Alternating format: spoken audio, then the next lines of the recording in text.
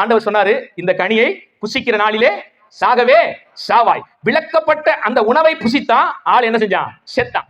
நாமும் இன்னைக்கு விளக்கப்பட்ட டாக்டர் விளக்கின, இதை சாப்பிட்டா உடம்புக்கு ஆகாது சார், இதை எடுத்துக்காதீங்க சார் அப்படின்னு எத்தனை சொன்னாலும் டாக்டர் எதை விளக்குனாரோ அது மேலதான் என்ன போகும்? லட்டு ஆகாது, சிலேபி ஆகாது, வயசு ஆகி போச்சு சார், சுகர் ஏறி போச்சு சார், பிரஷர் கூடி போச்சு சார், சாப்பிடாதீங்கன்னாலும் தண்ணி எங்கதான் போவோம்? அங்கதான் போவோம். ஆமா, சில உணவுகள் நம்ம என்ன செஞ்சிடும்? அழித்து விடும், கொன்று விடும். மறந்துடக்கூடாது. கர்த்தர் தானே படைச்சார், எல்லாத்தையும் நம்ம சாப்பிடணும் அப்படின்னு என்ன செய்யக்கூடாது? எடுத்துக்க கூடாது. கர்த்தர் சில பொருட்களை விளக்கியும் என்ன செஞ்சிருக்கிறாரு? வைத்திருக்கிறார். நல்லா கவனிங்க. ஆண்டவர் சாப்பாட்டில விழுந்து போன மனிதனை சாப்பாட்டிலேயே என்ன பண்றாரு? தூக்கி எடுக்கிறார். மெய்யான போஜனம், மெய்யான உணவு யார் என்று வேதம் கர்த்தருடைய வார்த்தை சொல்லுது? ஆண்டவராகிய இயேசு கிறிஸ்து தான் அப்படின்னு தெளிவா சொல்லுது.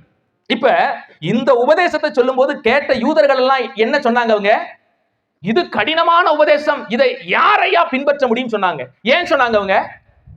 ஏன்னா இயேசுக்கு சொல்றாரு, நான் தான் மெய்யான உணவு, மோசே வானத்திலிருந்து வந்த உணவெல்லாம் கொடுக்கலையா, உண்மையாகவே வானத்திலிருந்து வந்த மெய்யான உணவு யாரு? நான் தான்.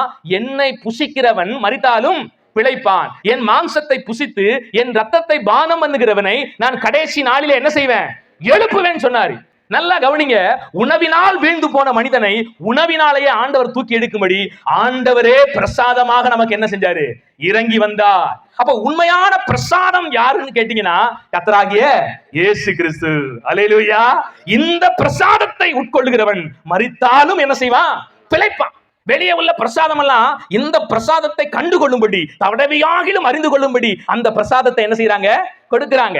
கடவுளுக்கிட்ட பலியாகி மனிதனுக்கு வந்த ஒரு பிரசாதம் யாருன்னா இயேசு கிறிஸ்து தான். ஆண்டவராகிய இயேசு கிறிஸ்துவே முழு மனுக்குலத்தினுடைய பாவத்துக்காக என்ன செஞ்சாரா? அவர் பழுதற்ற ஆட்டுக்குட்டியாக பலியிடப்பட்டார். அந்த பலி பொருளை விசுவாசிக்கிறவன் என்ன செய்யறான்? பிழைக்கிறான். அதுதாயா மெய்யான பிரசாதம். அல்லேலூயா. இப்ப எல்லாம் நீங்க தைரியமா போய் பிரசாதம் கொடுக்கலாம்.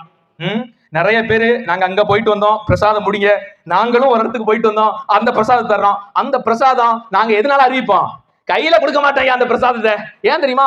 கையில கொடுக்கிற பிரசாதம் எல்லாம் அது ஜீரணமாகி என்ன செஞ்சிடும்? நீங்க வாழைப்பழத்தை கொடுத்தாலும் சரிதான், அல்லது வேற பஞ்சாமிரதத்தை கொடுத்தாலும் சரிதான், லட்டை கொடுத்தாலும் சரிதான், அந்த பிரசாதம் எல்லாம் சாப்பிட்டு ஜீரணமாகி என்ன செஞ்சிடும்? மலை ஜலாதி வெளியே போயிடும். ஆனா ஜீவன் உள்ள ஒரு பிரசாதம் இருக்குது, நித்திய ஜீவனை கொடுக்கிற ஒரு பிரசாதம் இருக்குது, வாழ்வழிக்கிற ஒரு பிரசாதம் ஒன்று இருக்கிறது, சமாதானத்தை கொடுக்கிற ஒரு பிரசாதம் இருக்கிறது, நித்திய நிலைவாழ்வை கொடுக்கிற ஒரு பிரசாதம் இருக்கிறதையா, அதை உங்களுக்கு தருகிறோம் என்று என்ன செய்யணும்? நீங்க எல்லாரும் அந்த பிரசாதத்தை கொடுக்கிற பிள்ளைகளாக இருக்கணும். அல்லேலூயா.